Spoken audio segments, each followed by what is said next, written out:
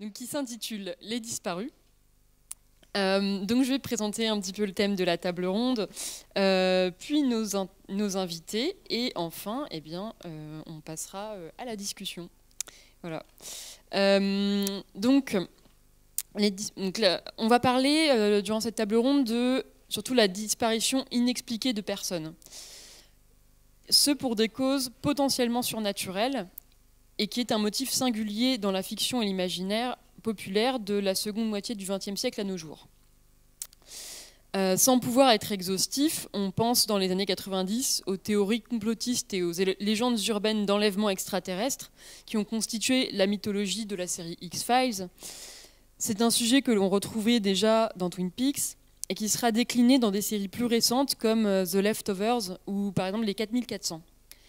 En littérature aussi, on retrouve ce thème de la disparition inexpliquée, donc avec des auteurs comme Christopher Priest ou Nina Allan. On reviendra peut-être sur ces auteurs, je ne sais pas.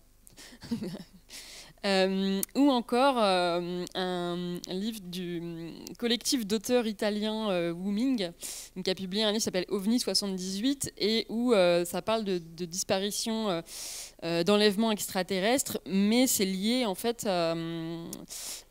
il relie ça à la disparition et l'assassinat d'Aldo Moro, donc chef de la démocratie chrétienne, chef de la démocratie chrétienne en Italie dans ces années-là. Donc un assassinat, un épisode politique traumatique de l'histoire politique italienne, pardon. Bref, donc c'est ce livre, mais pas seulement, qui nous a mis sur la voie de, en gros, de la question des origines potentiellement politiques de cette figure des disparus. Cette question en fait des trous dans l'histoire quand on n'a pas d'explication, puisque outre Wooming, bien sûr, on pense aux disparus des dictatures latino-américaines entre les années 60 et 80, mais encore de nos jours, qui sont donc victimes de méthodes d'élimination politique qui consistent à enlever et faire disparaître purement et simplement des individus. Donc ça aussi, on en reparlera. Et donc du deuil impossible et des empreintes indélébiles qui sont laissées dans les consciences comme dans les mémoires. Donc, ce qu'on va se demander, et cette table ronde sera moins, comment dire, une trame avec une question et essayer d'avancer pour trouver des réponses. Je pense qu'on va plutôt explorer des motifs et essayer de faire des liens et puis voir un peu où ça nous mène. Mais voilà, une des questions qu'on se posera, c'est la manière dont la fiction s'empare, tant sur le fond que sur la forme, de ces trous dans l'histoire, qu'elle soit individuelle ou collective, et comment elle retisse du sens lorsque la réalité ne suffit plus à produire d'explications. Ou que les explications sont, je viens d'y penser, sont trop dures à assumer. Ou qu'on veut les cacher. Bon, j'arrête là. Je suis en train de faire la table ronde toute seule. Donc je vais présenter donc, nos intervenantes et intervenants pour cette table ronde. J'ai vraiment grand plaisir à animer ce panel. Voilà, je suis ravie de vous voir tous et toutes réunis autour de cette table. Donc je vais commencer par Lumi, qui est vidéaste, qui est d'abord connue du public des Intergalactiques sous le nom de Sam Kokai, puisqu'elle est autrice et animatrice de la chaîne YouTube Vidéodrome, qu'elle a créée en 2017 et qui réunit dans des essais vidéo deux de ses passions, le cinéma de genre, mais pas seulement, enfin cinéma de genre, mais pas seulement, et les sciences sociales. Et où elle a traité des sujets comme la représentation des mères dans les films d'horreur ou de la domesticité au cinéma, le documentaire aussi, avec un sujet vraiment intéressant sur les documentaires et la résistance politique au Chili. Chili où, si je ne dis pas de bêtises, tu as vécu et que tu connais bien. Et depuis donc octobre 2023, elle coécrit et co-anime avec Usul l'émission Rhinocéros sur Blast, donc une émission hebdomadaire qui documente et analyse la manière dont est traitée médiatiquement l'extrême droite et son ascension dans les médias dominants. Elle écrit et anime également l'émission En Off pour Off Investigation, où elle étudie le journalisme d'enquête, ses conséquences politiques et publiques.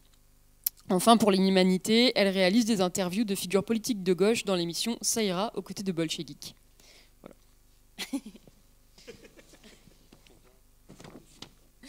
Voilà. Ensuite, donc, nous accueillons de nouveau Paco Mtielman. Enfin, je dis de nouveau, mais parce que c'est ma troisième table ronde avec lui. Donc, qui est essayiste et vidéaste, au parcours protéiforme. Donc, une expérience dans le cinéma, dans le fanzina, dans des collectifs éditoriaux underground, le cinéma expérimental. Depuis le début des années 2000, à travers, enfin, pas que, mais bon, bref, à travers des articles, des conférences et des essais, il présente et analyse des œuvres, donc en majorité issues de la pop culture, mais aussi du cinéma d'auteur français ou du postmodernisme.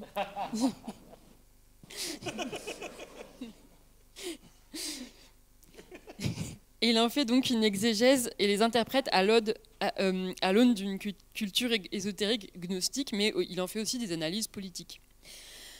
Il écrit donc pour différentes revues. Il intervient dans l'émission Mauvais Genre de François Angelier sur France Culture. Il anime un ciné-club mensuel à Paris. Et puis depuis 2021, on le connaît aussi au sein du média en ligne Blast, où il anime plusieurs séries de chroniques filmées. Donc, que j'ai déjà cité hier, mais tout le monde n'était peut-être pas là, donc Infernet, à propos des phénomènes YouTube du phénomène YouTube et des dérives de YouTube, La fin du film, qui est consacré à de grandes œuvres cinématographiques, L'Empire n'a jamais pris fin, qui est consacré aux traces qu'aurait laissé l'Empire romain dans l'histoire de France, et puis Deep Web Fantasia, qui évoque des légendes urbaines d'Internet, avec également Bolcheviks. Et parmi ces ouvrages, on peut citer 3 essais sur Twin Peaks, paru au PUF en 2018. Donc voilà pour nos deux intervenantes et intervenants venus de Blast.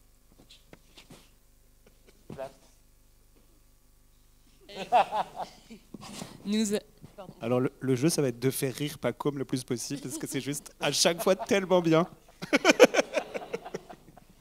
Ok, je vais faire que ça en fait. Donc, nous avons aussi donc, 2 auteuristes pour nous accompagner. Donc, d'abord Claire Duvier, qui est éditrice et autrice. Elle a fondé en 2010 avec Estelle Durand les éditions Asphalte, maison d'édition indépendante de littérature contemporaine, francophone et traduite, qu'elle a co-dirigée pendant 15 ans. Et puis en 2020, elle a fait une entrée fracassante dans le monde des littératures de l'imaginaire avec son premier roman, Un long voyage, publié aux éditions Aux Forges de Vulcain, qui est un roman au cours duquel, c'est pareil, je pense qu'on y reviendra, deux personnages principaux disparaît mystérieusement. Et puis ensuite, elle a écrit la trilogie Capitale du Nord, qui s'inscrit dans un cycle composé à quatre mains, avec Guillaume Chamanadjian, donc La Tour de Garde, toujours aux éditions Aux Forges de Vulcain. Et donc on a 2 capitales qui s'opposent, Gémina, la capitale du Sud, où se déroule la trilogie de Guillaume, et puis De Haven, cité du Nord, plutôt cartésienne et rationnelle, où le surnaturel, dans le premier tome, va faire irruption. Et puis, elle a aussi publié son premier roman jeunesse, Entrée dans le monde, en 2024 aux éditions L'École des loisirs, qui est un roman de science-fiction et d'apprentissage que je recommande aussi aux pas jeunesse, enfin, aux lecteurs. Voilà. Recommandé aux vieux aussi. Voilà. Et puis, enfin, donc, Léon Henry. Donc, écrivain qui vit à Strasbourg, qui explore toutes les facettes des littératures de l'imaginaire, avec une œuvre qui va de la nouvelle au roman, mais aussi vers des formes et des formats plus hybrides, novella, nouvelle par email, roman feuilleton, bande dessinée, fanzine. Et dans ces textes, donc, on retrouve souvent certains motifs, la ville et ses marges, l'histoire, les mythes, les luttes sociales, la culture populaire, avec toujours cette volonté d'interroger les récits eux-mêmes, de bousculer les formes et de raconter autrement sans s'installer dans une position d'auteur solitaire enfermé dans sa tour d'ivoire. Et parmi ces livres, je vais, pour cette table ronde, en citer quelques-uns. Donc, Hildegarde, roman historique publié à la Volte, qui retrace la vie de l'abbesse Hildegarde de Bingen, mystique, savante et compositrice du Moyen-Âge rhénan. Et puis, Aux règles de la nuit, je ne sais plus dans quelle année il est sorti, mais un petit ouvrage qui s'appelle Twin Peaks 90-210, qui est une enquête sur les correspondances troublantes entre les séries télévisées Twin Peaks et Beverly Hills, qui flirte avec les théories du complot et dans laquelle on recroise un certain Pacôme Thielman en tant que personnage. Et plus récemment, il a publié chez Rivage le roman Hector, qui est un texte qui revient sur le parcours de l'auteur argentin Hector Germán Oesterheld, scénariste d'une bande dessinée de science-fiction culte, L'Éternaute, qui était militant de gauche péroniste, opposé à la dictature militaire et qui, comme ses 4 filles, a été enlevé, puis séquestré en 1977 et assassiné par la junte militaire. Et puis il vient de publier Lily et Nadia Boulanger, une disparition de Malène à la Philharmonie de Paris. Voilà, que je n'ai pas encore lu. Et ben voilà.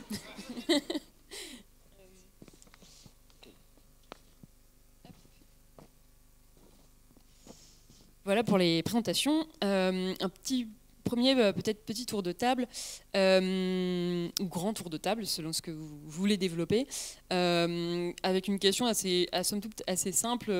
Qu'est-ce qui vous vient à l'esprit, que ce soit œuvre fictionnelle, fait historique ou fait tiré du réel, de l'actualité, lorsqu'on parle de disparition inexpliquée de personnes?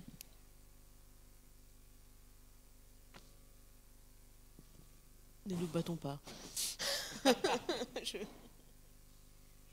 n'en ferai rien. On n'est pas très inspiré, désolé, ça va être un peu la chaleur qui nous a un peu assommés. J'allais dire parce que justement peut-être que comme tu disais très bien, moi j'ai vécu au Chili pendant plusieurs années.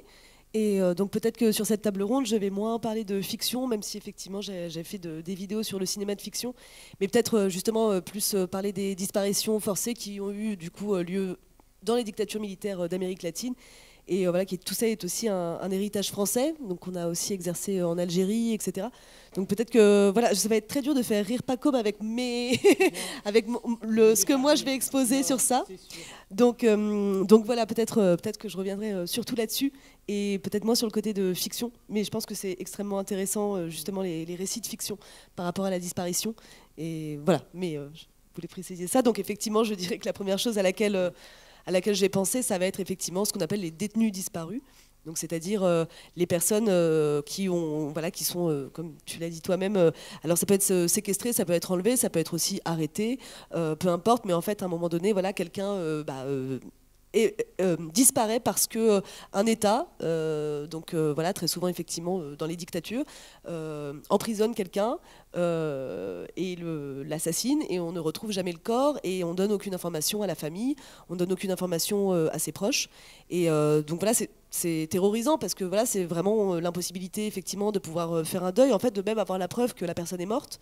Donc voilà, c'est comme si, parce que c'est arrivé à vraiment des dizaines de milliers de personnes, donc c'est voilà, comme si un matin vous vous réveillez, il y a un de vos proches qui a disparu littéralement, et vous passez toute votre vie à le chercher, et toute votre vie à demander où il est, et qu'est-ce qui lui est arrivé, et la plupart du temps vous n'avez aucune réponse.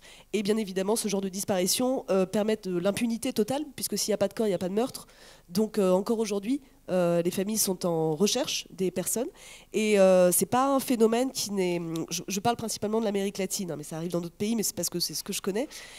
C'est pas un phénomène qui fait que partie du passé.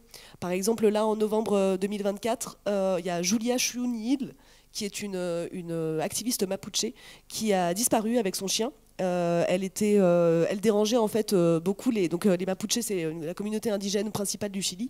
Et elle dérangeait beaucoup les propriétaires fonciers et qui voulaient récupérer ces terres. Et elle était activiste pour l'environnement, pour les droits de l'homme, enfin les droits humains.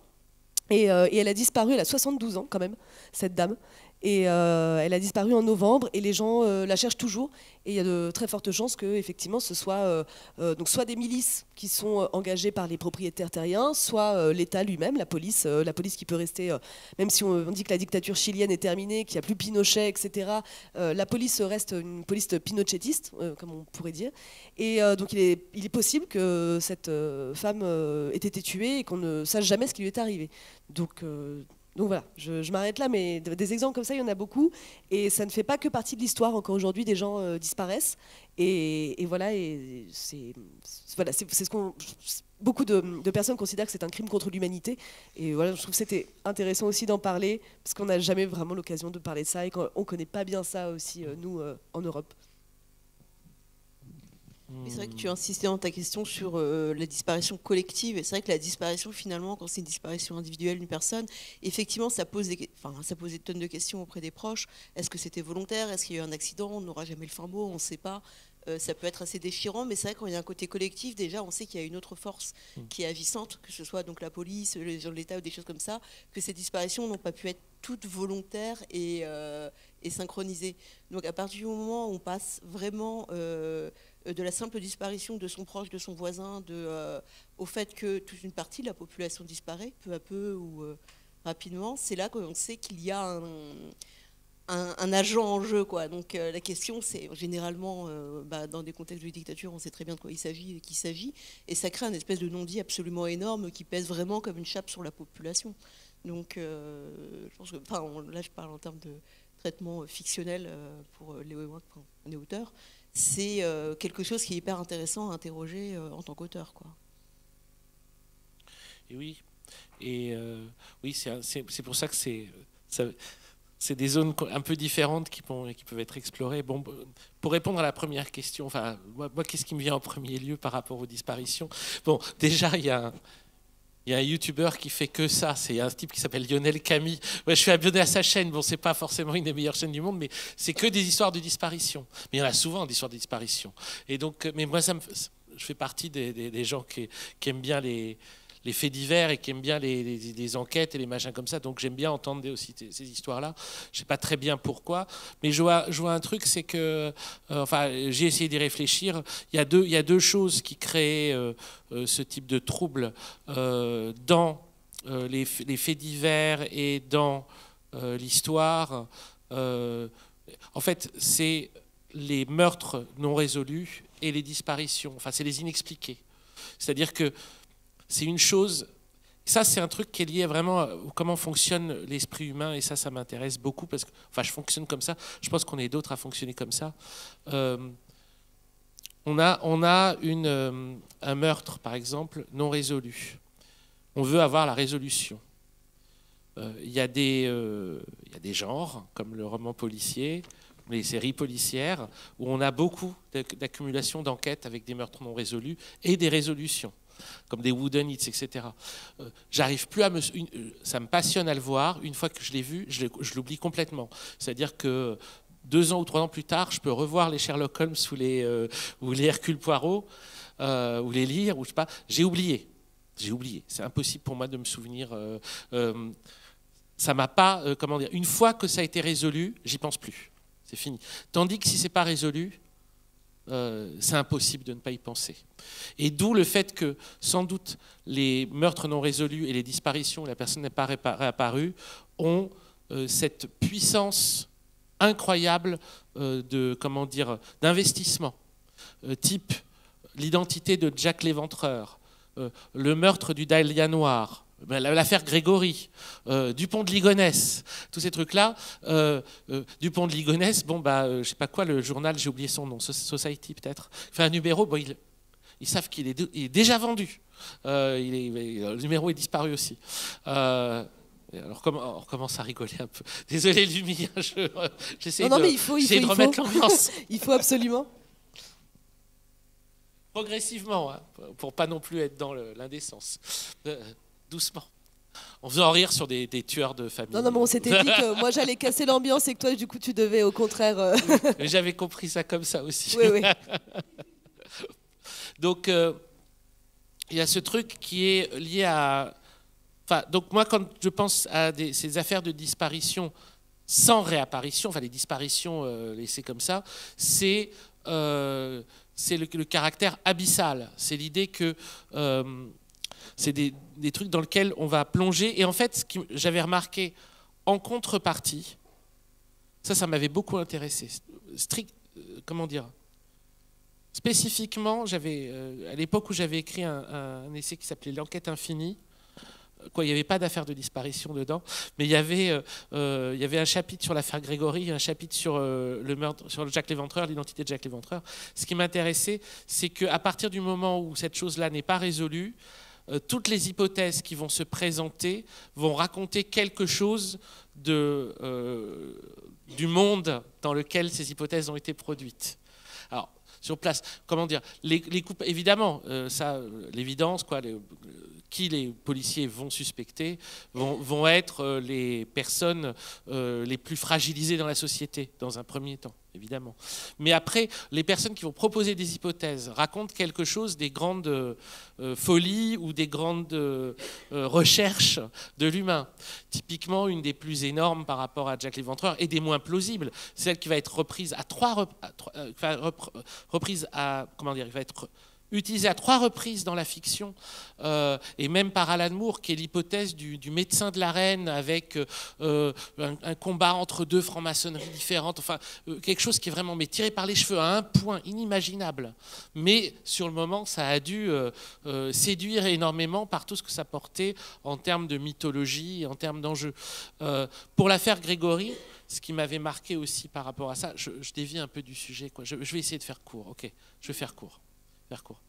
Bref, bon, allez, une autre fois l'affaire Grégory. Mais ces histoires-là, en fait, ce qui m'intéresse, c'est que en faisant un trou dans la réalité ou dans la fiction, enfin, disons, en posant une irrésolution, tout le reste devient significatif.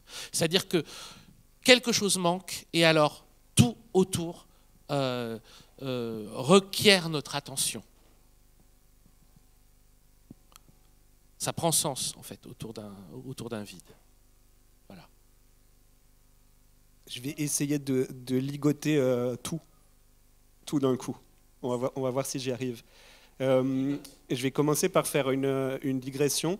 C'est une digression enrichie des intergalactiques. J'ai eu une conversation hier midi avec 2 auteuristes de jeux de rôle qui réfléchissaient à comment est-ce que dans le jeu de rôle on pourrait sortir de l'enquête policière, du scénario d'enquête policière, parce que ACAB et parce que est-ce qu'on peut raconter d'autres types d'histoires. Et la piste était de faire de l'enquête journalistique, de se dire en fait c'est aussi intéressant de raconter une enquête journalistique, et d'autant plus que l'enquête journalistique elle utilise les mêmes méthodes. On a comment est-ce qu'on appelle les entretiens en police? On appelle ça des interrogatoires. On a des preuves qui sont des documents, etc. Donc l'enquête, en fait, quelle qu'elle soit, même l'enquête universitaire, en réalité, fonctionne exactement sur le même principe. Et c'est aussi une aventure. En fait, c'est une aventure d'essayer d'atteindre à quelque chose qui est le réel. Et donc je réfléchissais à ça, y compris pour le champ de la littérature. Je me disais qu'est-ce qu'on pourrait faire pour remplacer le polar par un autre genre et où on ne serait pas obligé de se positionner sur l'institution qui est la police. Et je me suis dit, mais en fait, un des derniers bouquins géniaux que j'ai lus, c'est vraiment une enquête. C'est le roman d'Adèle Lyon sur son arrière-grand-mère, je ne sais pas si vous l'avez vu passer, qui s'appelle Mon vrai nom est Elisabeth, et qui est un livre sur les secrets de famille et sur les violences intrafamiliales, mais qui est de loin, c'est-à-dire qu'elle travaille sur son arrière-grand-mère et elle essaie de comprendre comment est-ce que la violence qu'a subie cette femme infuse le récit familial et le secret de famille. Et du coup, il y a ce truc que disait Pacôme qui est sur, s'il y a un mystère, s'il y a un secret, s'il y a un truc à résoudre, en fait, tout peut faire sens en fait, dans la démarche de chercher à le dire.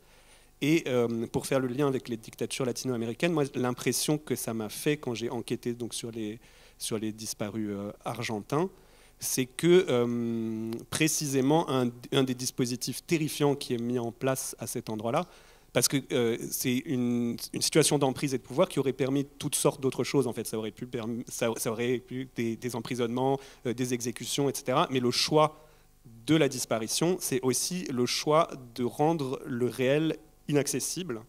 Et du fait que ça rend le réel inaccessible, ça le rend absolument terrifiant. C'est-à-dire que si on n'a aucune idée de ce qui se passe, et ça passe y compris par la transformation du vocabulaire, la transformation du récit national, en fait la transformation du réel par très peu de choses et de la violence totalement incompréhensible parce que arbitraire, parce qu'imperceptible et parce que surtout jamais articulé. En fait, c'est un outil politique qui est aussi extrêmement puissant et qui, pour le coup, vient exactement peut-être à l'inverse de l'enquête journalistique ou de l'enquête tout court, en fait, de dire le réel est indicible, le réel est incompréhensible, mais avec certains outils, une certaine rigueur et un esprit collectif aussi, on peut réussir à dire réellement les choses qui se produisent et donc à se réapproprier une prise sur le monde.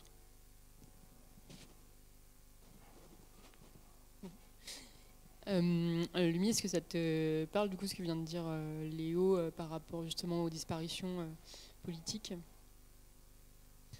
Bah oui, parce que c'est vrai que même on peut faire un petit peu le lien avec justement la question de l'enquête, qu'elle soit policière, journaliste, journalistique, etc. Effectivement, quand les personnes se retrouvent avec un membre de leur famille, donc voilà, je retourne effectivement en Amérique latine. Quand on dit dictature d'Amérique latine, souvent voilà, on pense principalement Chili, Argentine, mais aussi l'Uruguay, le Brésil.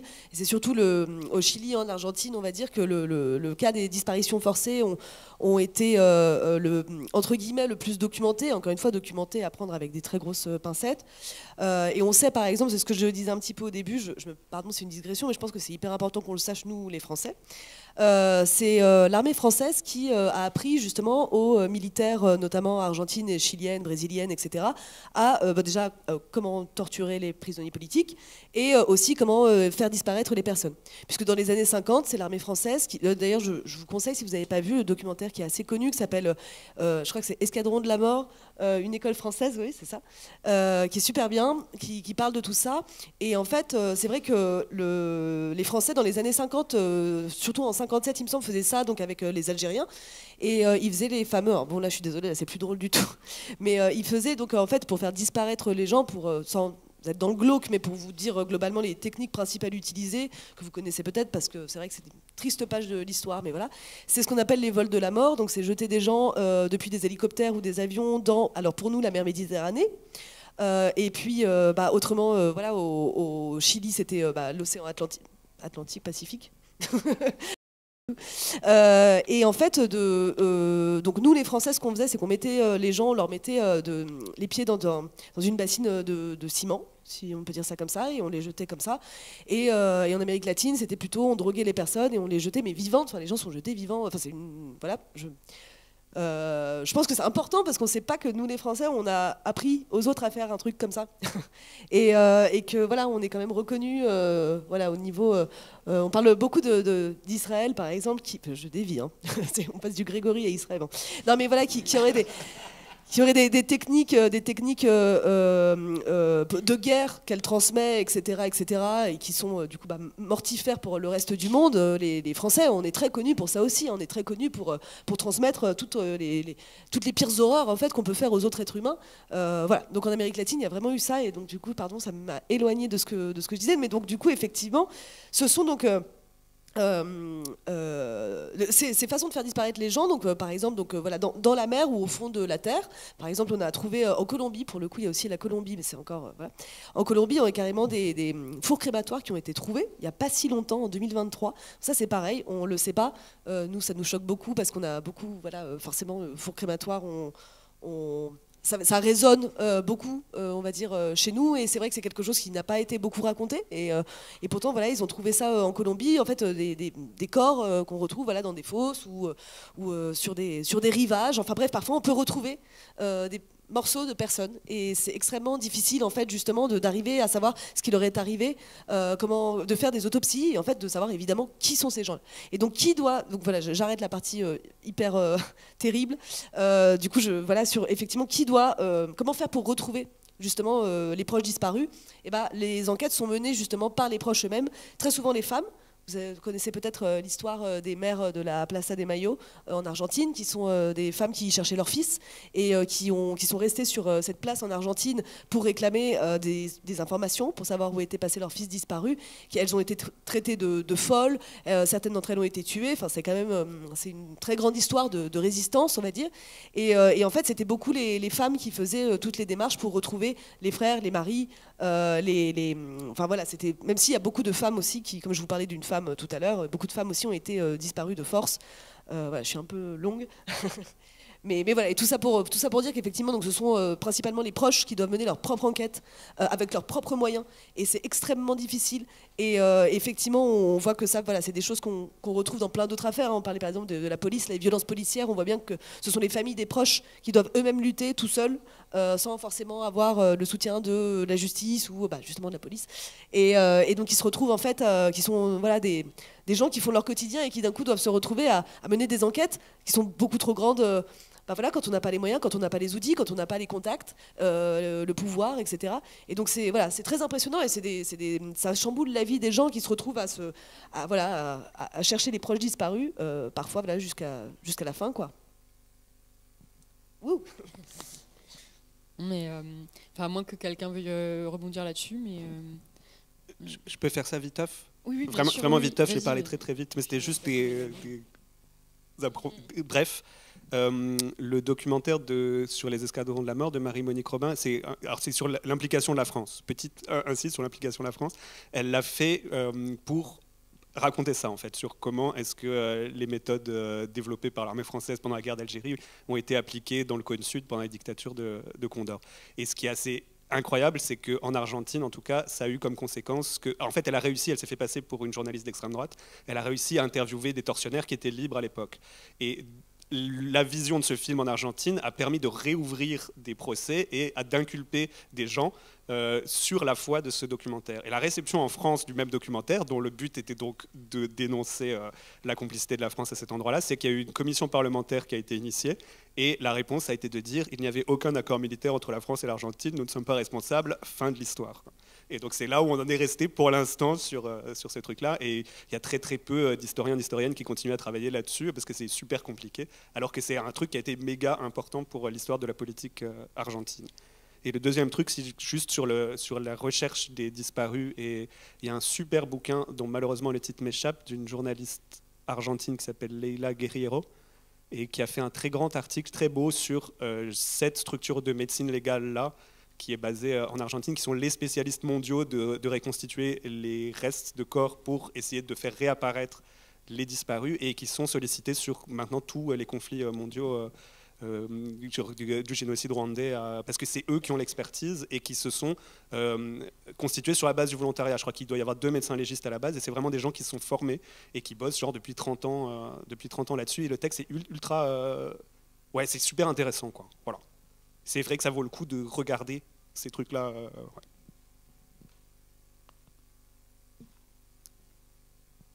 On continue ou tu voulais réagir, pas comme sur quelque chose? Je ne vais pas pouvoir rebondir sur ce sujet, mais par contre, dans les marges de ce que vous dites, je pensais à quelque chose, parce que tu disais hier, tu as discuté avec... on se tutoie, oui, avec des personnes sur l'idée de déplacer, de trouver une autre manière de faire de la fiction qu'avec des enquêtes policières. Et ça, c'est très intéressant. En fait, l'idée, c'est peut-être de désarmer la police de son outil de séduction qu'est la fiction. C'est marrant, ça doit être une question qui est dans l'air, mais j'en parlais avec mon voisin Cassandre tout à l'heure. Pourquoi est-ce qu'il y a tellement de fiction où le héros est un policier?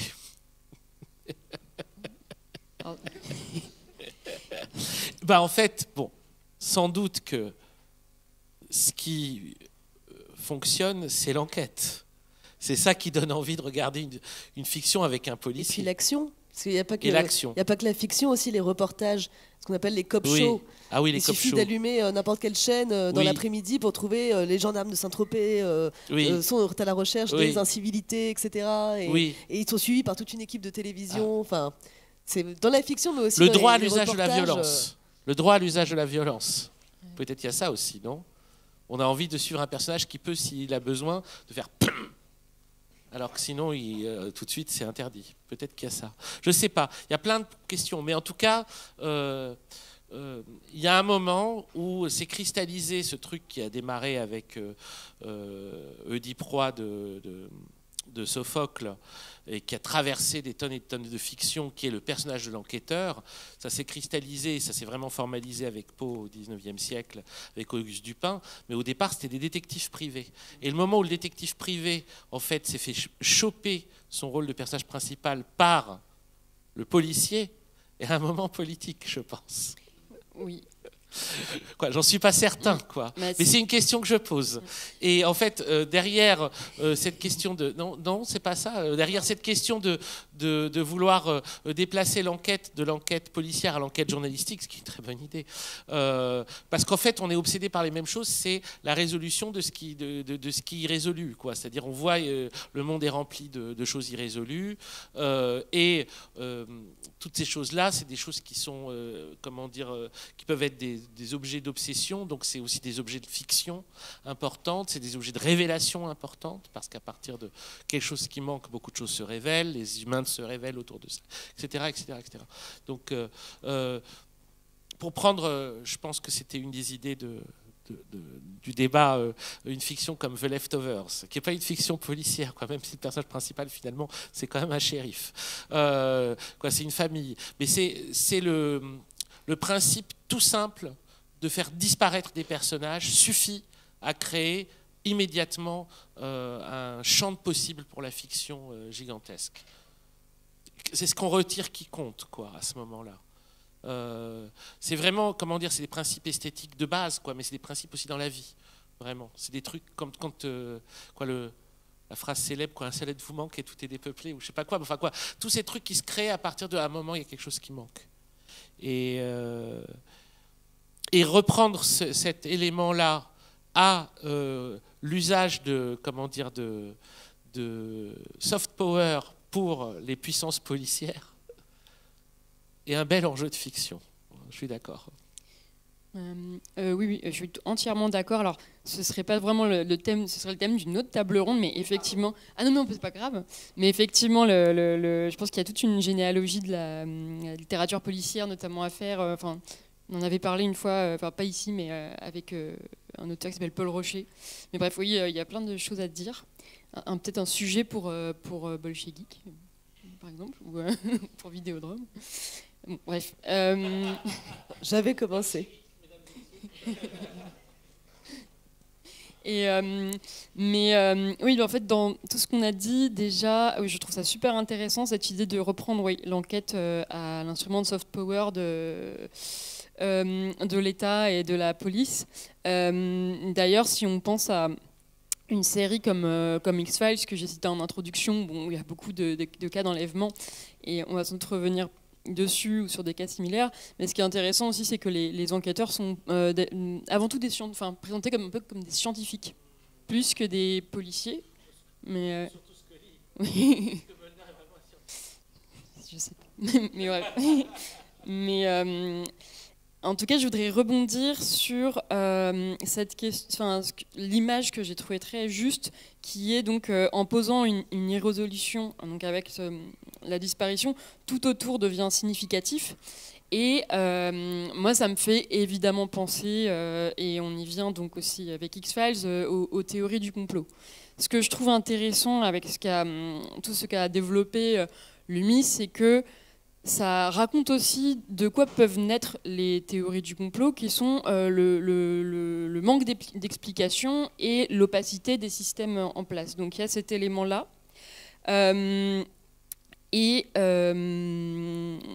Voilà, est-ce que, du coup, dans toute cette culture récente, voilà, que ce soit X-Files, que ce soit les 4400, que ce soit les affaires des histoires d'enlèvement extraterrestre, qu'est-ce que ça dit du rapport de l'imaginaire collectif à ces cas de disparition, ou peut-être à d'autres formes de traumatisme qui peuvent être la disparition politique, on en a parlé, mais aussi peut-être d'autres formes de traumatisme. Voilà, sais pas si ma question est bien formulée. Ici, c'est très compréhensible, mais... Je ne sais pas si ça va répondre directement à ta question, mais pour rebondir sur justement pourquoi c'est un motif vraiment utilisé dans les séries, je pense que comme tu disais tout à l'heure, le fait que y a un mystère qui demeure dans les cas de disparition ou de faits divers, c'est ça qui crée la frustration en fait. Enfin, je dis lecteur parce que je pense roman, mais du spectateur, de ce que vous voulez, parce que justement, il n'y a pas cette satisfaction d'avoir la dernière pièce du puzzle qui s'emboîte, c'est-à-dire l'explication de le meurtrier c'était un tel, le disparu en fait il lui arrivait ça, mais effectivement, ce risque c'est qu'une fois que la dernière pièce du puzzle est posée, comme tu disais, quand tu regardais Sherlock Holmes et tout, après tu perds tout intérêt pour l'histoire parce que tu as eu la résolution et ton esprit peut, on va dire, se reposer en paix en se disant ça c'est réglé. Alors qu'effectivement, avoir cette frustration du public autour d'un élément qui n'a pas d'explication, ça permet de pouvoir tenir son attention éveillée très longtemps, ce qui explique aussi pourquoi ça peut être très utilisé pour les séries. On a besoin justement de faire durer de saison en saison un fil rouge, quitte à trouver des rebondissements de plus en plus tirés par les cheveux, parce qu'il faut que ça continue à durer. Enfin, Lost, c'est aussi une histoire de disparus finalement, même si on est du point de vue des disparus, et au bout d'un moment, il y a un côté, une espèce de surenchère du mystère, jusqu'au moment où finalement on arrive au stade où la série va trop loin. Je crois qu'il y a un truc de sauter le requin, je sais pas comment on explique. Voilà, ouais. Ah ben oui, non, mais moi j'adore. Après c'est toujours intéressant le côté too much, mais il y a le moment où on risque un peu de perdre le spectateur. Voilà, James the Shark. Je crois que c'était une série où le personnage allait tellement loin dans la vraisemblance qu'à un moment il y a un saut en jet ski au-dessus d'un requin, enfin un truc invraisemblable. Et du coup c'est un peu le côté où en fait le showrunner est allé trop loin et il va perdre une partie du public. Il va se dire en fait tu sais pas, t'inventes au fur et à mesure. Évidemment qu'il invente au fur et à mesure. Le showrunner c'est son boulot, mais il faut pas que ça se voit. C'est interdit. C'est les magiciens, il faut pas qu'on voit les trucs en fait.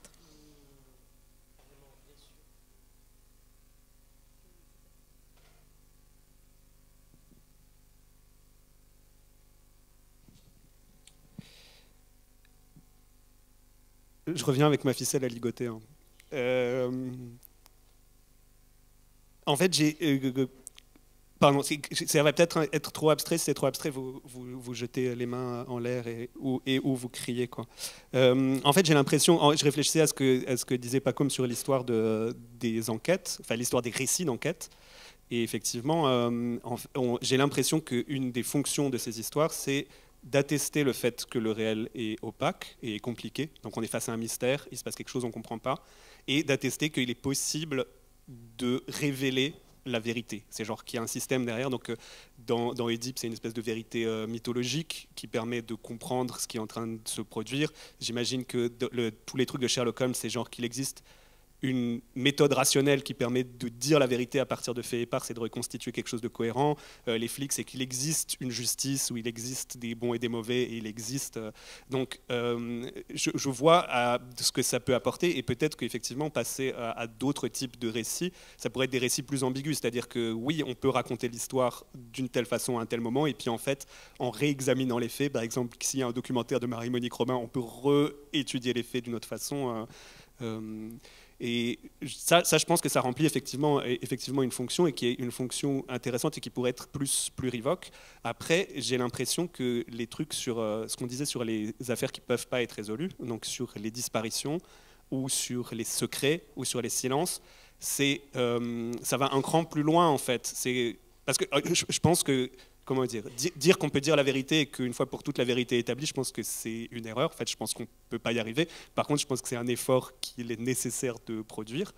Mais par contre, j'ai l'impression vraiment que ce qui est mis politiquement en place dans les trucs de disparition ou de torsion du langage ou de reconstitution totalement fallacieuse du monde, de nous priver des outils pour pouvoir faire ça. Et c'est ça qui, je pense, crée la terreur. C'est vraiment le fait qu'on n'a aucun moyen de faire sens des choses parce que précisément on nous a retiré des outils.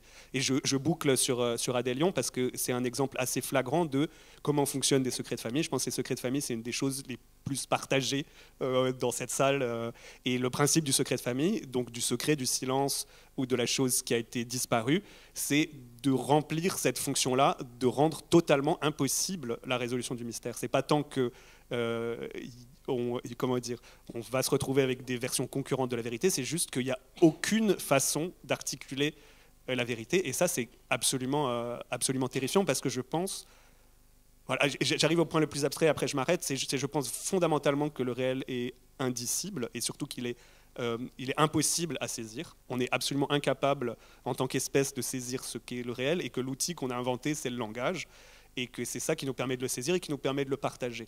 Et si on modifie le langage, ou si on rend le langage inopérant, en fait là on est dans un immense désarroi, parce qu'on se rend compte qu'on ne peut plus rien faire. Voilà. Et je pense que les gens qui ont inventé cet outil politique-là, c'est un outil qui est absolument terrifiant en fait.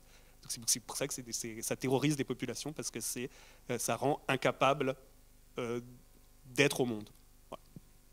Il y a quelque chose aussi, si je dois rebondir sur ce que vous, à plusieurs, et dit, sur comment dire, à ce moment-là, la fonction de la fiction par rapport à la vie, qui est essayer d'en rendre compte, ou alors de nous faire nous rendre compte de ce que la vie nous fait, et qu'on n'arrive pas à le voir tout seul, quoi. La fiction a besoin de nous le montrer. Toutes ces questions de gestion du dicible ou de l'indicible. Je pensais, ça a l'air très abstrait ce que j'ai comme ça, mais en fait parce que je ne savais pas comment l'amener. Il y avait ce film qui s'appelait Burning. Vous avez vu ce film? C'est une fiction. Est-ce que c'est un film coréen? C'est peut-être coréen, Burning. Je crois. Quelle année à peu près? C'est il y a 10 ans, quelque chose comme ça. En fait, c'est une histoire de disparition. C'est une histoire de disparition d'une jeune femme. Je crois que c'est en Corée. Disparition de jeune femme, et le type enquête sur cette disparition. Et il finit par comprendre, par un système d'allusion complexe, que c'est le type qui l'a tué, un type qui l'a tué, comme ça, presque gratuitement, mais qui est un espèce de mec riche et qui est inatteignable et tout ça. Et on est laissé un peu sur ce truc-là, à comprendre avec lui, à pouvoir jamais en être certain, à être sur quelque chose de très... Et c'est absolument atroce, hein, c'est insupportable. Il n'y a pas une goutte de sang dans le film. Il n'y a pas une goutte de sang, il n'y a pas un seul moment de violence réelle. Tout est très, très, très doux dans le rendu. Et c'est un des films les plus difficiles à supporter que j'ai vu, en termes de ce que ça racontait, parce que ça racontait la frustration d'être incapable de prouver quelque chose qui est une intuition qui s'avère de plus en plus forte, quoi. Et où on est, on ne peut pas en être certain à 100%, mais on n'est vraiment pas loin. Mais c'est impossible. Et le truc nous laisse là-dessus. Je voulais spoiler, hein, donc désolé. Hein, quoi, c'était pour l'intérêt de la conversation. Et donc ça, c'est des trucs, je pense, qui sont des éléments qui ont une dimension... je pense que c'est très intéressant. C'est très difficile. On parle de quelque chose qui est difficile à définir. C'est intéressant. C'est que, en fait, les disparitions organisées du pouvoir dont tu parles, c'est presque comme si c'était des ressorts de fiction appliqués au réel qui rendaient, à ce moment-là, impossible à la fois la vie de ceux qui restent, quoi, et leur possibilité de lutter contre ça. En fait, c'est très dur de parler d'absence, de l'absence de... Ben oui. Voilà, si on parle Oui. de disparition d'un être humain, Oui, comment représenter l'absence? Et c'est pour ça aussi peut-être qu'on galère un peu aussi oui, à bien sûr. arriver à vraiment en parler ou à définir Vous totalement. êtes un peu parce que- frustré, vous, peut-être. Oui. C'est vrai que le truc de qu'est-ce que c'est en fait la disparition, et effectivement que ce soit dans le champ de la fiction, de l'histoire, de la politique, il y a tellement, enfin voilà, comme on dit, ça peut être un fait divers qu'on va voir à la télévision, ça peut avoir effectivement cette dimension politique extrêmement profonde, et comme effectivement la fiction au contraire ça peut nous générer des émotions de peur, d'intérêt, et c'est vrai que c'est aussi comment on représente l'absence de quelque chose, et comment on fait pour montrer ça. Et comme on dit, aussi pour ça c'est assez difficile d'en parler. Bon, après il y a aussi le fait qu'on est tous peut-être avec nos bagages différents, on va dire. Et du coup, moi, pour reprendre mon petit bagage, pardon, alors c'est vrai que pour suivre là, mais par exemple, pour représenter l'absence dans les pays d'Amérique latine, il y a plusieurs, par exemple, là j'essaie de rejoindre un peu, peut-être pas la fiction, mais en tout cas l'artistique, pour représenter par exemple le proche disparu. Alors, par exemple, il y a quelque chose, ça va peut-être vous parler, dans les manifestations qu'on fait en France, souvent c'est les manifestations féministes, parfois il y a un espace qui est laissé dans la marche où on dit là c'est la place de celles qui auraient dû être là et qui ont été tuées par féminicide, quoi. Et donc on laisse une place pour celles qui ont disparu, enfin qui ont dit là, voilà, qui ont été tués. Et ça, par exemple, je ne veux pas dire de bêtises, mais c'est quelque chose qui vient justement de ces manifestations en Amérique latine où on laissait de l'espace, un très grand espace pour toutes les personnes. Voilà, on imagine s'il y avait toutes les personnes disparues qui étaient avec nous, et ça fait un grand trou comme ça, voilà, que les gens respectent pour montrer ce que ça veut dire, ce que ça représente en fait justement cette absence. Je ne sais pas si voilà, si vous avez déjà vu ça dans une manifestation, vous voyez très bien ce dont je veux parler. Peut-être que je le définis un peu mal.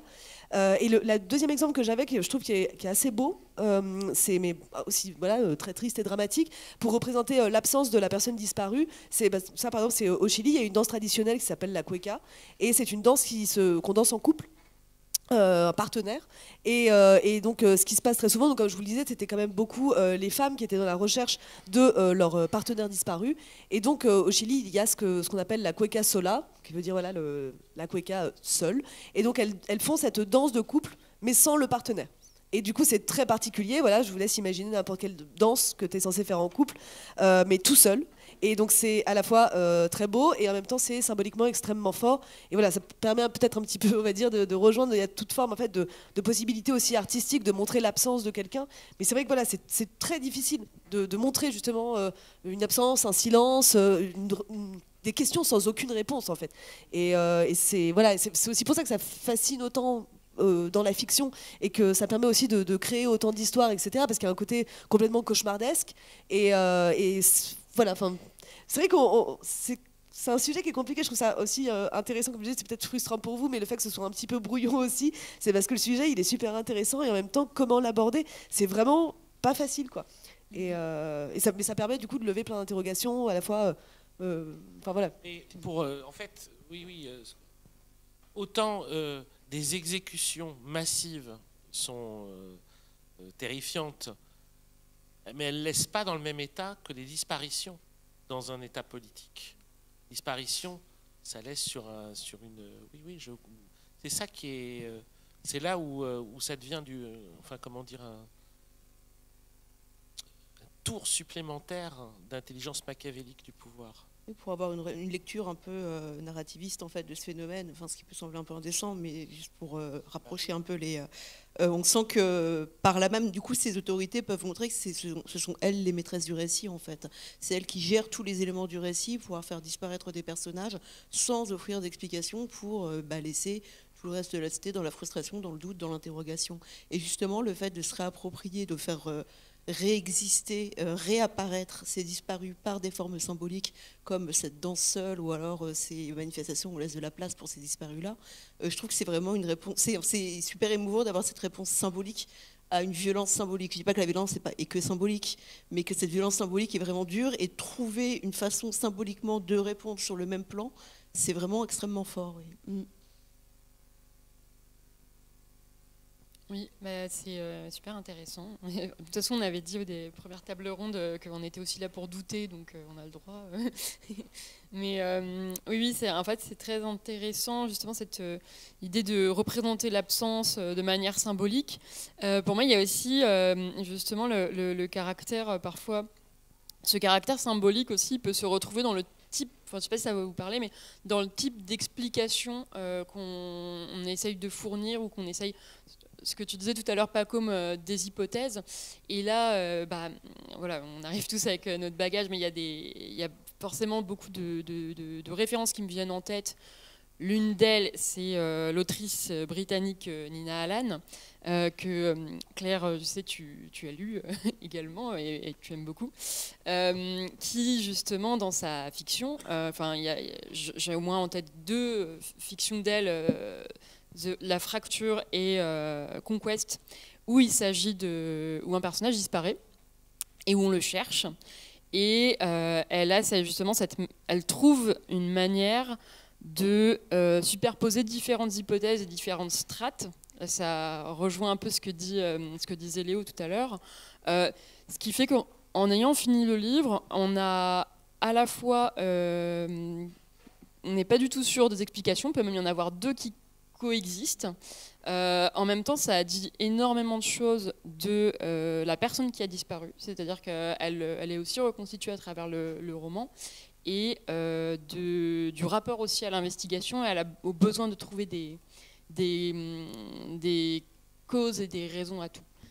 Mais moi, justement, c'est ce qui m'intéresse énormément en fiction. Enfin, le créateur de fiction, qu'il soit auteur, scénariste, que sais-je, c'est le maître du jeu, en fait. Donc, du coup, lui, il sait, en fait, il a l'explication, ou alors il peut aussi décider de ne pas la donner. Et le film dont tu parlais, effectivement, ce que je trouvais ça hyper intéressant, c'est on a la pièce du puzzle, a priori, on sait ce qu'il fait, on a la réponse à cette disparition. Mais on sait aussi qu'en fait, ça ne pourra jamais être prouvé. Donc en fait, la résolution, elle est incomplète, puisqu'il n'y a pas ce côté un peu justice à la fin. Justice n'est pas faite. Et on a beau avoir la vérité, on reste dans cette frustration et dans ce mince. Du coup, je pense que le film, l'histoire reste plus en tête que finalement si ça se terminait par une résolution classique avec le type qui semble noté. S'il avait été arrêté, je crois que j'aurais oublié le film. Exactement, parce que justement, il y a ce côté satisfaisant qui fait qu'après, et dans Nina Allan, dans La Fracture, pour moi, c'est tout à fait ça. C'est l'histoire d'une disparition, d'une jeune fille qui a disparu, et en fait, elle revient. Et je vous spoil pas parce que ça se passe vraiment au début du livre. Elle revient, mais qu'est-ce qui s'est passé? Et finalement, on n'a jamais vraiment le fin mot de l'histoire, puisqu'on a une juxtaposition d'hypothèses qui font que finalement, on devrait avoir cette satisfaction de la jeune femme est revenue, tout est réglé, et en réalité, rien n'est réglé. Au contraire, on est vraiment laissé avec une myriade de questions, et narrativement, j'avais trouvé ça vraiment très très fort dans La Fracture de Nina Allan. C'est intéressant ces questions-là parce que ça dit quelque chose aussi du rapport bizarre qu'on engage avec les récits ou avec les fictions. Et pourquoi en fait justement ce qui est, comme diraient les jeunes, satisfaisant, en fait est frappé d'obsolescence immédiatement. Ça a été mangé, bon bah c'est bon, c'est réglé. Tandis qu'il faut qu'il reste quelque chose qui résiste. Une aspérité pour que ça disparaisse pas, justement. Donc en tout cas, moi, ça me questionne toujours en tant que spectateur, en tant que lecteur. Qu'est-ce que je retiens ou que je ne retiens pas? Il y a tellement de choses que je regarde, que j'aime, mais que j'oublie immédiatement derrière. Et donc, à ce moment-là, il y a une question qui se posait. Pourquoi est-ce que ça... Et souvent, c'est parce que c'était réglé. Le truc avait à lui-même, ça était suffisant. Notre cerveau est à la recherche de ces solutions, en fait. Exactement.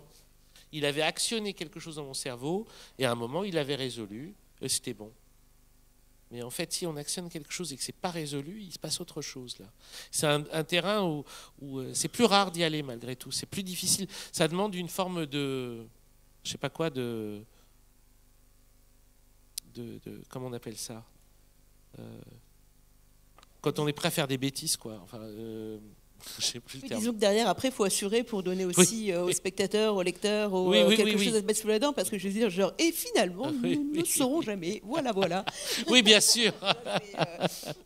Nina Allan sait le faire, c'est sûr. Je pense que c'est pas non plus à la portée de tout le monde. Hein. C'est une virtuose, donc. Bien sûr, non. Mais moi, ça m'avait fasciné à quel point, dans la masse de tous les romans policiers qui ont été écrits, un si petit nombre d'entre eux avaient tenté la non-résolution.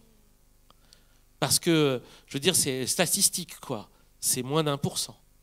Alors on pourrait dire, oui, mais ça fait partie du genre que ce soit résolu. Ouais, mais tout est négociable.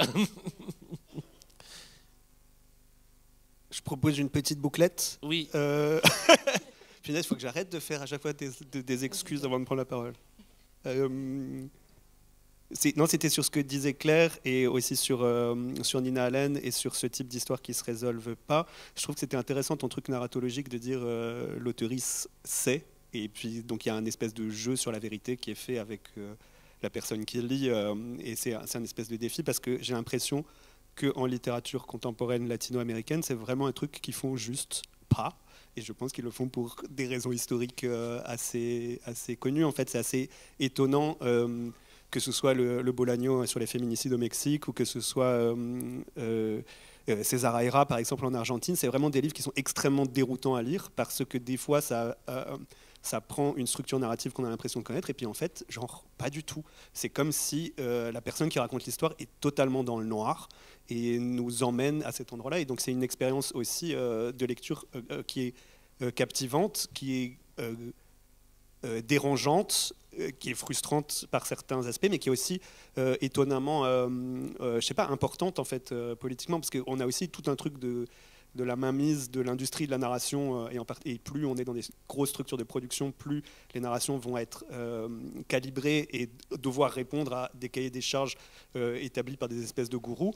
Et genre, si on va regarder une série Netflix, a priori, on sait, enfin sauf si on regarde Sévrance, mais a priori, on sait qu'on va avoir une résolution de quelque chose qui va se produire, alors que le fait d'être plongé dans des fictions qui ressemblent au réel, dans lequel on est désemparé, en fait, c'est aussi une piste possible de la fiction. Et est-ce que je peux dire un truc qui n'a rien à voir? J'ai le droit? Non, enfin pas rien à voir du tout. Hein, en fait j'ai essayé de réfléchir à cette histoire de l'implication française dans la dictature argentine et de tout ce qu'on sait en fait, toutes et tous sur la guerre d'Algérie. Et ça, c'est un truc qui est aussi complètement fascinant, en fait. Et ça boucle avec les secrets de famille, en fait. C'est qu'il y a ça aussi, c'est que c'est un secret, mais qui n'est pas secret du tout. En réalité, on le sait tous, et c'est pareil. Je veux dire, nos familles sont traversées par les histoires de cette guerre. Et c'est des histoires qui sont presque impossibles à dire.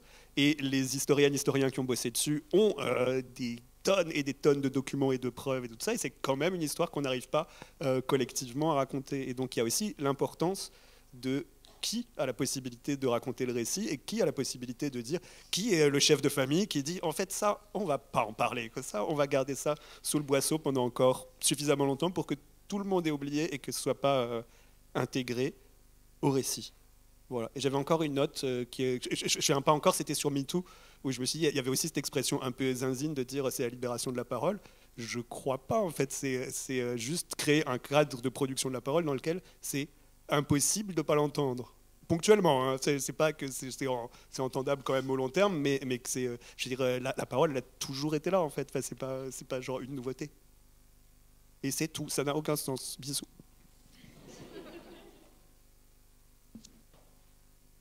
En fait, c'est aussi une question qui m'intéresse beaucoup, c'est dans quelle mesure toute société a ses implicites et ses tabous implicites, et les fictions souvent viennent se glisser juste à cet endroit-là, ne peuvent pas les dire, montrent quelque chose qui dit qu'elles ne peuvent pas les dire. Et il y a beaucoup d'éléments dans quoi que ce soit dans la science-fiction, dans le fantastique, dans tous les domaines de l'imaginaire, où on touche ces domaines-là à chaque fois. Donc, en ce sens-là, on peut dire c'est... comment ? Oh, voilà, c'est ça.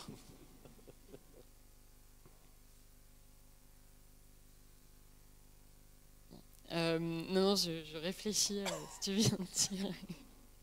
Et non, et en fait, c'est le débat le plus étrange ça jamais été, vraiment. Non mais le plus étrange de tout. Ça me fait penser à Twin Peaks, mais je peux pas tout ramener à Twin Peaks. Je suis en train de rêver ce moment où on est dans un débat. On parle de la disparition. On ne sait pas trop ce qu'on va dire après. Mais... Et en fait, on ne sait plus très bien de quoi on parle au bout d'un moment. Même la phrase n'a plus vraiment de fin. Pardon. Mais pas de souci. Mais en même temps, on essaye de parler d'un motif et à la fois qui regroupe des choses qui effectivement n'ont a priori rien à voir et qui d'ailleurs peut-être que c'est pas du tout une bonne piste, mais on verra. En tout cas, moi, ça me donne plein d'idées. J'ai envie de faire des recherches du coup là-dessus, et de lire plein de livres et de voir plein de films du coup. Donc, merci à tous les quatre. En fait, Claire. Non, alors. En fait. Claire doit partir à 18h15 parce qu'elle a son train, c'est ça? Quel est ton horaire Je vais peut-être vous... non, mais je pense que j'ai encore le temps. Enfin, c'est jusqu'à 15. Il faudra que j'ai une navette qui m'attendra. Désolée, ouais, ça fait un peu logistique. Après une disparition. On peut... au pire, je vous laisserai avec les questions du public. Voilà. D'accord.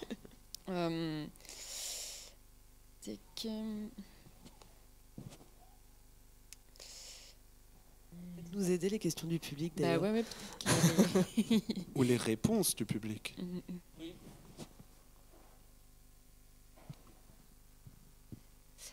Bonsoir, salut à tous. Merci beaucoup. J'adore ce genre de débat fumeux et très très très intéressant. C'était juste pour ajouter une graine. Tout ce que vous dites là, ça me fait penser à l'autrice Mariana Enriquez, qui est argentine et qui se sert du fantastique et de l'horreur d'une manière assez particulière, parce qu'elle vient parler des disparus en Argentine, mais le fantastique et l'horreur lui servent.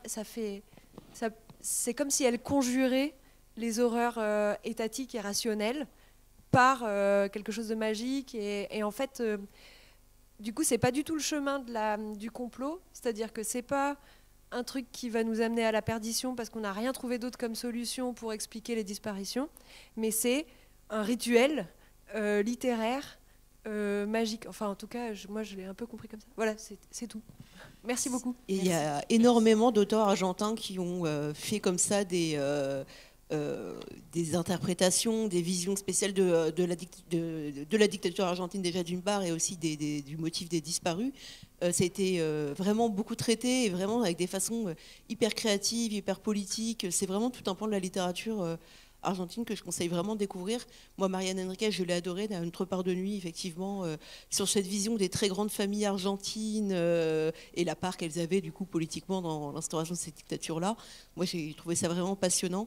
Je prêche un peu pour une ex-paroisse, mais chez Asphalt, on avait publié Félix Brojonnet, Les taupes, qui parlait des enfants des disparus de la dictature, parce que souvent, c'était les militants de gauche étaient des gens jeunes, et très souvent, ça arrivait qu'on enlève des jeunes femmes qui étaient enceintes, auquel cas ces enfants étaient élevés par des familles de la dictature. En fait, ils les adoptaient, entre guillemets, soit des familles qui ne pouvaient pas avoir d'enfants, soit une façon de s'approprier vraiment la population jusqu'au nouveau-né. Et un autre auteur que je conseille vivement, c'est Guillermo Sacomano, 1977, sur cette période-là et sur les dictatures précédentes aussi. C'est vraiment passionnant et riche d'enseignements, quoi. Donc si vous avez l'occasion, je vous conseille vraiment de jeter un coup d'œil. J'abonde dans le sens de Claire sur ces romans, et 1977, normalement la terreur dont on parlait et qui est extrêmement palpable dans le roman.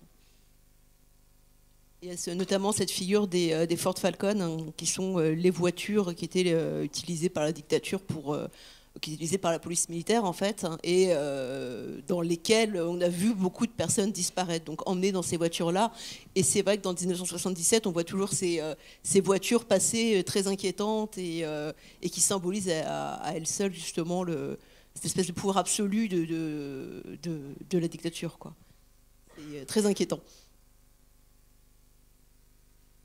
Bonjour et merci beaucoup pour ces échanges passionnants. J'aimerais vous proposer une piste pour continuer la discussion sur une interprétation de la disparition que vous n'avez pas trop abordée.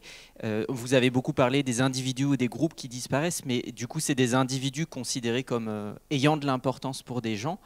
Est-ce que vous voudriez discuter aussi de la disparition en tant que des individus ou des groupes d'individus qui ne sont même pas considérés comme des individus, qui pourtant sont présents et qui potentiellement disparaissent? Et pour politiser un petit peu tout ça, on peut prendre les exemples des animaux non humains qui sont présents souvent dans nos assiettes et qui ne sont pas considérés comme des individus, mais qui, dans des tas de situations, disparaissent. Et on peut l'étendre à des humains animalisés dont justement les voix sont rendues inaudibles.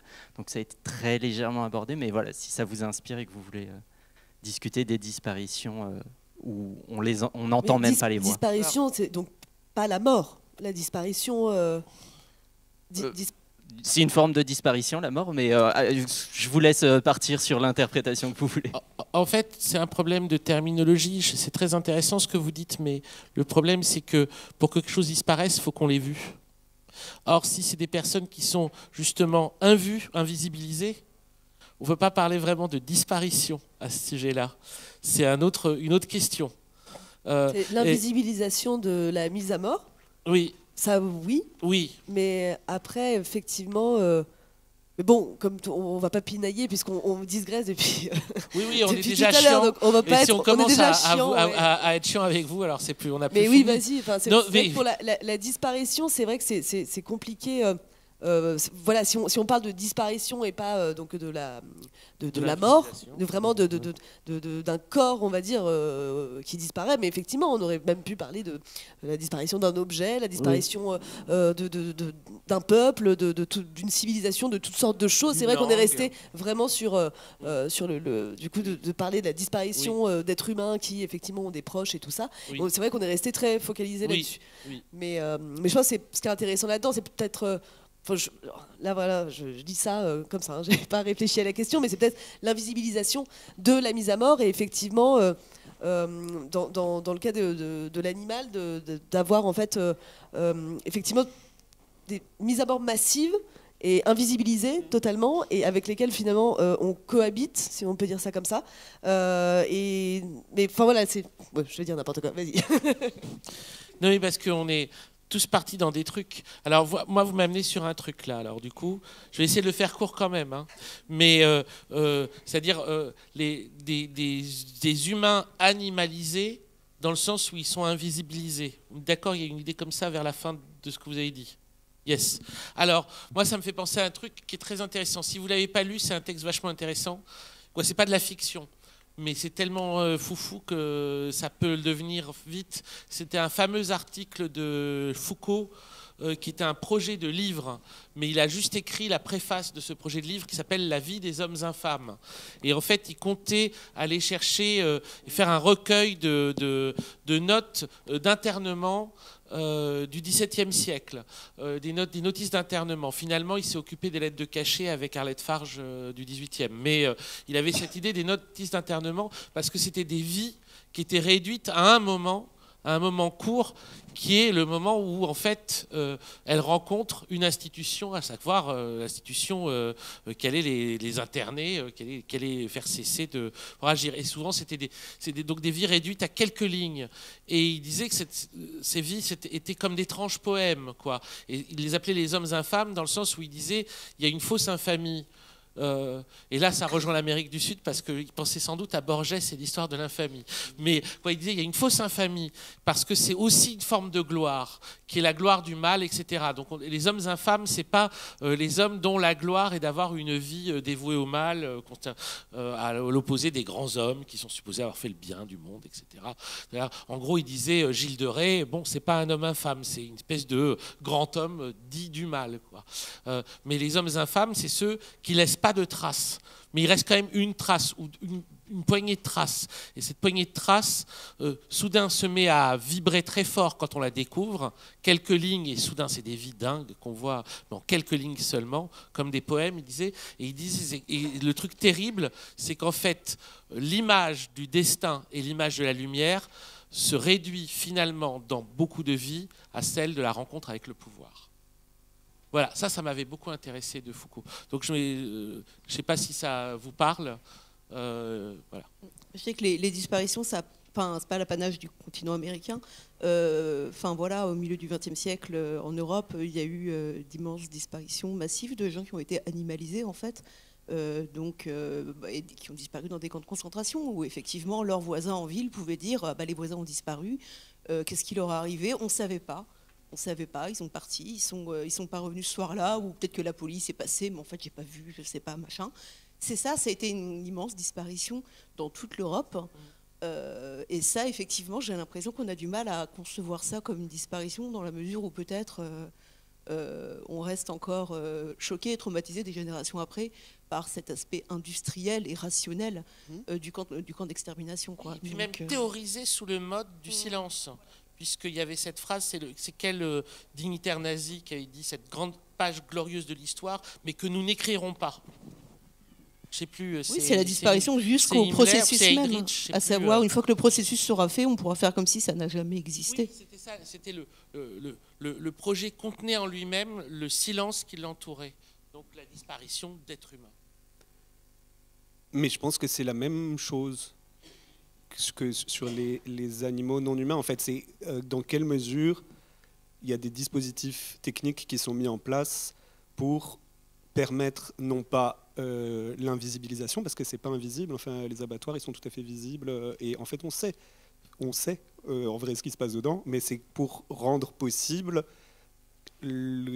rendre acceptable le désir de pas savoir, en fait, rendre, parce que et ça vaut pour tous les en fait il y a ça aussi, c'est que dans la dictature argentine il y a les gens qui ont disparu, il y a les gens qui étaient victimes, il y a les gens qui étaient des victimaires, et puis il y a aussi tous les gens qui disaient ça va pas m'arriver, et il se passe R quoi, et ils avaient des espèces de dictons comme ça, c'est genre ouais, si ça s'est produit c'est qu'il y avait une raison, ne t'en mêle pas, et tout va bien fonctionner dans ce système de terreur, et je pense que c'est la même ouais, c'est toujours la même fonction en fait, c'est pas des choses qu'on sait pas en fait, c'est juste des choses comment dire, on a construit des dispositifs techniques qui nous permettent d'avoir le luxe de pas le voir quoi, et qui nous, après tout est fait aussi pour qu'on ne le sache pas, alors ouais, y a les personnes, voilà, les personnes ne veulent peut-être pas le voir, mais aussi parce que tout est fait depuis le tout début, pour que ce soit caché, que ce soit pas, qu'on n'en parle pas, que ce soit pas montré. Enfin voilà.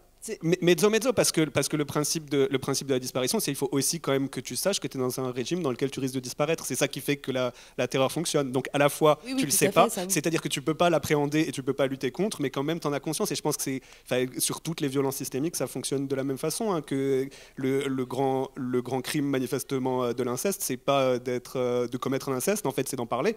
Ou le grand crime, enfin je veux dire, c'est être violé, c'est pas si grave que de dénoncer quelqu'un qui a violé, quoi. Donc on a quand même un truc sur le fait que la connaissance, et c'est à chaque fois des outils de pouvoir, en fait, c'est-à-dire des outils que, en fait, ça se produit, ça peut se produire, ça va se produire, et en plus de ça, ça va être... Oh punaise. Donc, parce que j'ai l'impression qu'en fait le secret c'est pas l'absence de connaissance, en fait, c'est genre rendre indicible la connaissance. L'absence de possibilité d'en parler. Exactement, ouais. Et du fait que on n'a pas de possibilité d'en parler, c'est l'absence de pouvoir se positionner, en fait, de pouvoir dire, pouvoir agir. Et c'est la possibilité, à force de ne pas en parler, que tout ça devienne flou et qu'on soit plus si sûr. Non ? Elle apporte un peu au négationnisme finalement, oui, qui devient possible sûr. Du fait que finalement garder le secret aurait tellement bien marché que finalement comment croire que ça a pu exister. Quand il y a une technologie du secret quasiment, ou une politique du secret qui est en place, bien sûr, globalement on sait, mais comme on n'en parle pas, au bout d'un moment, on peut commencer à douter. On revient au secret de famille, effectivement. Ouais. Mais c'est ça le secret de famille. C'est très grande famille. C'est les personnes qui, au bout d'un moment, disent « mais je suis plus sûr que ça soit passé, c'était il y a si longtemps, etc. » Franchement, on ne sait pas. Depardieu, franchement, on ne sait pas. Hein. On n'est pas sûr. Et tout. Non, mais pour de vrai, c'est la dynamique. Exemple. Ouais. Mais ce que je veux dire, c'est que ça recoupe aussi, pardon, je rebondis sur le taf de Lumi, mais c'est aussi ce truc-là sur les médias d'extrême droite qui disent oui, en fait on n'est pas si sûr, et puis finalement peut-être c'était pas un facho, et puis peut-être, enfin je sais pas comment dire, il y a aussi ce truc là sur oui, bien sûr. Non mais je dis pas que c'est bien de douter, je suis pas en train de douter, ouais. C'était clair quand même, non? Ça devenait pas clair non plus. J'essayais de comprendre le mécanisme psychologique qui était à l'œuvre et la façon dont il pouvait, à quoi il devait aboutir en réalité. C'est-à-dire qu'en effet, il peut jamais aboutir simplement à dire on ne sait pas, mais il peut créer un léger doute qui rend tout ça terrible. Et peut-être que le bénéfice au bout du compte pour les personnes qui sont au pouvoir, c'est de pouvoir considérer que c'est des gens cool, quoi. Oui. C'est si ta tranche de jambon, c'est pas un petit cochon mignon, mais genre une tranche de jambon qui apparaît magiquement, et genre c'est ok, quoi. Bien sûr, tout à fait. Oui. Je suis vraiment désolée, je laisse la parole à mes camarades et je disparais. Désolée pour le jeu. Bisous.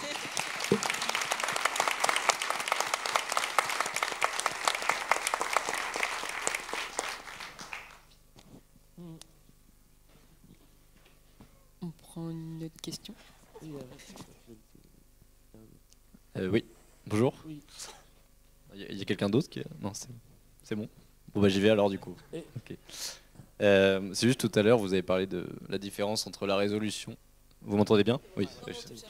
Vous parliez de la différence entre la résolution et la non-résolution, notamment dans les séries, et la différence que ça crée. Mais moi, j'ai un peu l'impression que globalement, à la fin d'une série, j'ai toujours ce truc de... Enfin, la disparition justement des personnages, et qui est un peu l'analogie qu'il y a dans The Leftovers, qui enfin, on pourrait dire que les personnages dans The Leftovers sont un peu comme si on avait on avait filmé les spectateurs de Lost après le dernier épisode, quoi. Et qu'est-ce qui se passe quand d'un coup il y a tous les personnages qu'on suit depuis 8 ans, tous les dimanches qui disparaissent, et du coup en fait ça m'amenait plus sur enfin moi que ce soit résolu ou pas le mystère, en fait je trouve que j'ai toujours ce deuil énorme à faire après une série, qu'elle soit bien ou pas, et je me demandais du coup pourquoi, enfin selon vous, selon vos différentes spécialités, qu'est-ce qui fait qu'on soit aussi si nombreux à s'imposer ces deuils assez fréquents quand même dans notre quotidien, quoi. Oui, c'est incroyable ça. En tout cas, ça, il y a quelque chose qui s'est passé avec les séries, les fictions sur de la très longue durée. On peut avoir ça pour les films, mais c'est quand même pas aussi insistant que sur des fictions qu'on a suivies pendant plusieurs années. Donc en fait, on finit par vivre avec des personnages de fiction pendant plusieurs années. On finit par avoir avec eux une relation qui est une relation profonde, une relation intime avec des personnages de fiction. Le moment où ils disparaissent, le moment où ils meurent, il y a un truc assez insupportable et il y a un deuil difficile à faire. Je me souviens même d'avoir vu un... Il y avait... Enfin, je crois que j'avais été interviewé pour ce doc, mais il y avait eu un doc sur comment survit-on à la fin d'une série ou un truc comme ça. Ça devait être Canal+, ou un machin comme ça. Mais c'était il y a 15 ans, hein, je ne sais plus. Enfin, c'était à l'époque de la fin de Lost, en tout cas. Il y avait un psychanalyste même qui était interviewé, qui disait qu'il avait des patients qui lui parlaient de personnages de série, qui n'arrivaient pas à se remettre de leur mort. Mais je crois que ça va dans ce sens-là, dans le sens de votre question. Oui, bien sûr. La série The Leftovers, ce qui avait très très marquant, c'est qu'à plein de niveaux, elle répondait à la question qui était presque une question centrale en tant que spectateur de fiction. Alors vous dites, c'est comme si on était les spectateurs de Lost quand Lost disparaît. Vous pouvez dire aussi The Leftovers, comme c'est les restes. Les leftovers, c'est les trucs qu'on a laissés dans l'assiette, quoi. C'est les humains comment dire, c'est la fiction des humains qui font pas partie de la grande fiction. Ceux qui font partie de la grande fiction dans The Leftovers, c'est les disparus. C'est les 2% ou les 3% de l'humanité qui disparaissent. Alors eux, ils rentrent dans une grande fiction. Mais les 97% qui restent, l'air de rien, ils sont quand même nombreux. Alors même s'il y en a certains qui ont perdu toute leur famille ou d'autres absolument aucun, de toute façon, ils sont tous les laissés pour compte de l'événement. À tel point que dedans, il y a ceux qui proposent l'hypothèse religieuse, quoi, que c'était l'événement prévu dans l'Apocalypse, je crois. J'ai commencé à un peu oublier, c'était quand même il y a quelques années, quoi, mais le moment où il y a les élus, là, d'ailleurs, je pense qu'ils sont 4400, quoi, le Rapture, oui, The Rapture, et je crois qu'ils sont 4400 du reste, hein, c'est ça les Raptured. C'est pour ça que la série des 4400 ont repris au système ce thème des personnages qui dans l'Apocalypse disparaissent avant les emmerdes, quoi. Comment dire, Dieu a dit cela, ils sont sympas, alors on va pas les laisser là pendant que ça va être l'horreur. Ils partent et puis ils sont comme des spectateurs qui regardent les autres se massacrer entre eux. Et toute cette question-là, en fait, oui, le spectateur est toujours par principe regarde une série ou un film même hors jeu de la grande histoire, quoi. Il fait partie il fait partie des spectateurs, il fait partie des témoins, il fait partie de l'autre truc. Donc si on renverse la chose et si on arrive à créer de l'émotion et même de la fiction, de la narration à travers l'élément résiduel de l'histoire, c'est du grand art. Et je crois qu'il y a quelque chose de ça dans The Leftovers qui était si fort, qu'on sentait beaucoup dans la première saison, c'est qu'on se demandait tout le temps comment la série allait continuer à pouvoir se poursuivre. parce que c'est comme si elle se jouait après l'événement tant attendu d'une fiction, quoi. C'est vraiment la série de l'après. C'était passionnant, ça. C'était vraiment passionnant. Mon sentiment principal, j'avais vu le premier épisode, j'avais pleuré, mais je me disais, mais ils peuvent pas continuer. Comment ils continuent après ça? Puis à chaque épisode, c'était un peu, ils vont réussir vraiment à continuer après ça. Il n'y avait pas du tout l'idée que le truc important allait se jouer ensuite. Le truc important avait toujours eu lieu avant. Et pour autant, ça a fait une série absolument sublime. Donc c'est des détours que peut prendre la fiction pour aller explorer des zones émotionnelles de la fiction. Est-ce que j'ai répondu à votre question? La fiction, c'est un moyen d'expérimenter de façon safe, en tout cas physiquement, des choses qu'on ne peut pas ou qu'on n'a pas envie d'expérimenter dans la vraie vie. Et je pense que quand ça fonctionne, on a une connexion empathique.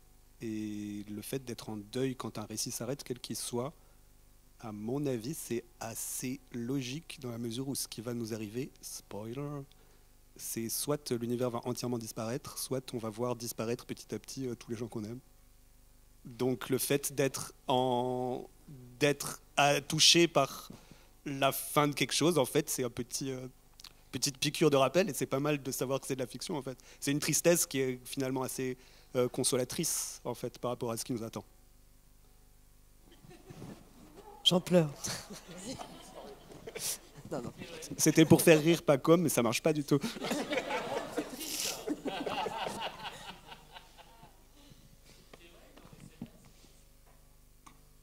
Je suis vraiment désolée, j'ai pas vu les séries dont vous parlez, donc c'est fascinant, hein, mais du coup, complètement à l'ouest, non. De toute façon, il nous reste à peine 2 minutes, donc c'était peut-être le mot de la fin. À moins que...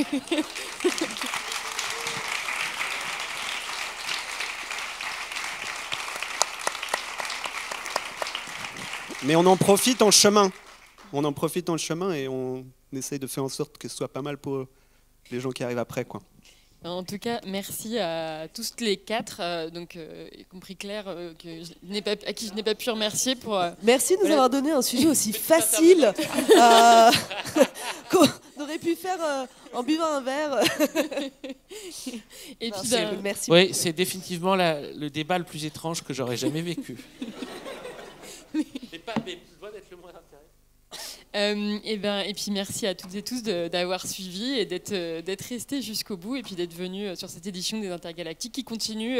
On a une présentation ce soir de Je t'aime de Alain René par Pacôme. Oui, c'est ici, ouais, c'est ici. À 9h, oui, je présente le film. Je ne resterai pas après parce que je suis en endorto, mais je serai là pour présenter le film. Donc ce sera la discussion. Si discussion y est, c'est avant, pas après. Voilà. Franchement, c'est un des meilleurs films du monde. Ah bah oui. C'est trop bien de pouvoir le voir parce que c'est un film qui a été méga dur à voir et je reco de ouf. Oui. Pour ce que ça vaut, en vrai, on s'en fout, mais voilà. Non, c'est trop beau.